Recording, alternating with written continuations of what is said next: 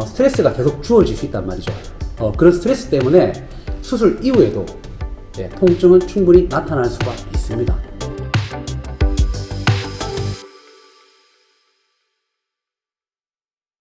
반갑습니다. 당당한방병원 병원장 성진욱입니다.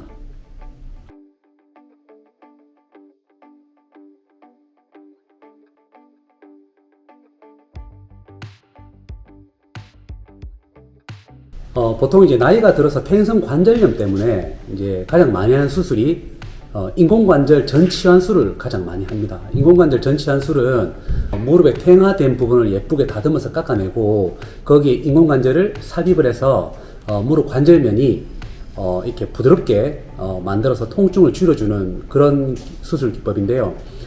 그런데 이제 인공관절 전치환술을 하더라도 무릎 근처에 있는 연부 조직, 뭐 신경이라든지 혈관이라든지 이런 부분도 그대로 살아있거든요. 자, 근데 잘 생각을 해보시면 수술하시게 되면 환자분들이 다 이렇게 생각하세요. 아, 나는 이제 무릎 수술했으니까 더 이상 무릎이 아프지 않겠다, 이렇게 생각들을 하시는데, 제가 방금 신경과 혈관 조직이 다 살아있다고 했잖아요.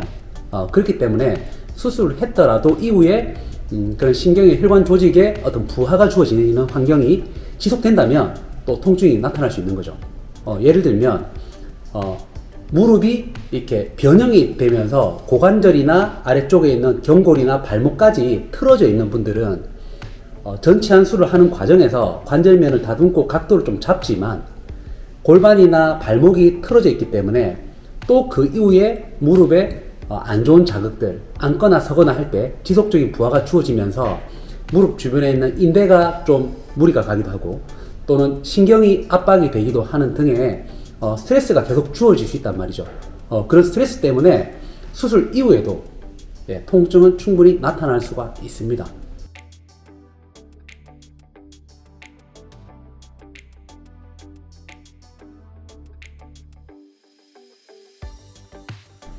반드시 재활 치료해야 되죠. 왜냐면 무릎 인공관절 수술을 했다면 이 인공관절이 삽입이 되면서 또 무릎의 연부 조직이 어느 정도 손상이 됐고 또 그 주변에 이제 긴장된 근육 또는 또 수술 이후에 생기는 어떤 구축 때문에 관절의 가동 범위가 제한될 수밖에 없는 거거든요.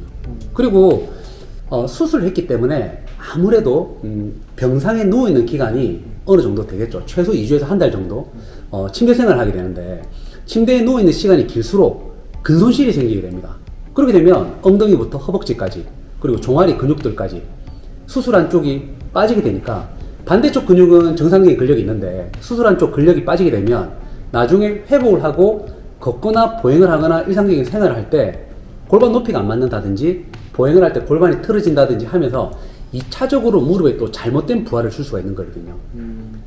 그리고 더 중요한 건 뭐냐면 우리가 무릎 수술하는 목적 자체는 예전에 무릎이 아파서 앉고 서기도 힘들고 그리고 양반 다리도 힘들고 여러 가지 관절의 가동 범위가 제한됐기 때문에 또 불편한 부분을 수술을 하려는 부분이 있었거든요.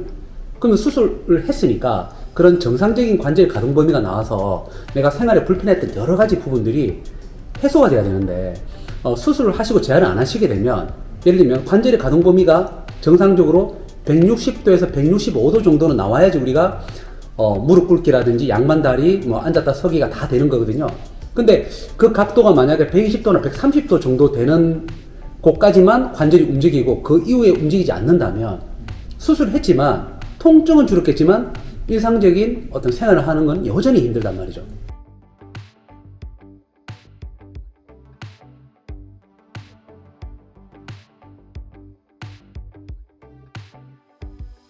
자, 첫 번째는 근력이 소실되지 않도록 해서 수술 이후에 좌우 골반과 하지의 균형이 맞는 그런 치료를 하면서 재활을 진행해야 되는 거고요. 두 번째는 관절의 가동 범위를 160도에서 165도까지 정상적인 범위까지 최대한 끌어낼 수 있도록 재활을 하셔야 수술한 소기의 목적이 좀 달성됐다, 이렇게 볼 수 있다고 봅니다.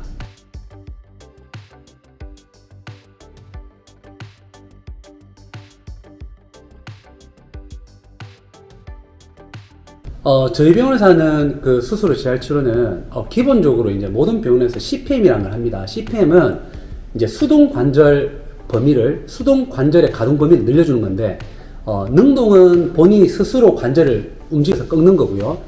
수동은 기계를 이용해서 관절의 가동 범위를 이렇게 점차 늘리는, 그러니까 기계를 이용해서 관절을 움직여주는 그런 운동 장비라고 생각하시면 됩니다.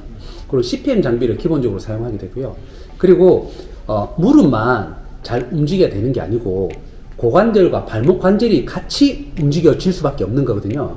연결되어 있는 관절이다 보니까. 그러니까 무릎은 발목과 무릎 그리고 고관절로 이루어진 세 개의 관절에서 중간 관절이에요. 그래서 무릎이 잘 움직여야 되지만 아래 위에 있는 고관절과 발목 관절이 움직이지 않게 되면 무릎의 가동 범위가 정상적일 수가 없습니다. 그렇기 때문에 무릎을 잘 움직이기 위해서 고관절과 발목 관절을 더 잘 움직일 수 있도록 만들어주는 것이 바로 추나요법이라든지 도수치료를 병행하게 되는 거고요. 그리고 고관절과 발목 관절 그리고 엉덩관절 그 주변에 있는 근육들도 풀려야 되겠죠. 그런 부분들은 이제 침치료라든지 물리치료를 이용해서 그렇게 가동 범위를 좀 개선시킬 수 있도록 근육을 풀어주는 그런 치료를 병행을 합니다. 그리고 당연히 이제 근력 운동을 병행한 이제 운동 치료를 해서 이제 허벅지 앞쪽에 있는 대퇴사두근이라든지 그리고 골반의 안정성을 만들어주는 중둔근 그리고 하태삼두근 같은 무릎의 안정성을 만들어주는 그런 근육들을 강화시켜주는 그런 치료를 병행을 합니다. 그래서 크게 보면 관절의 가동 범위를 만들어주는 CPM 그리고 근력을 올려주는 운동치료 그리고 관절의 가동 범위를 조금 더 확장시켜서 움직여줄 수 있게 도움을 주는 발목과 고관절을 움직여주는 도수치료, 추나치료, 또 침치료, 물리치료 이런 부분들을 합쳐서 시너지를 내는 그런 치료를 하고 있습니다.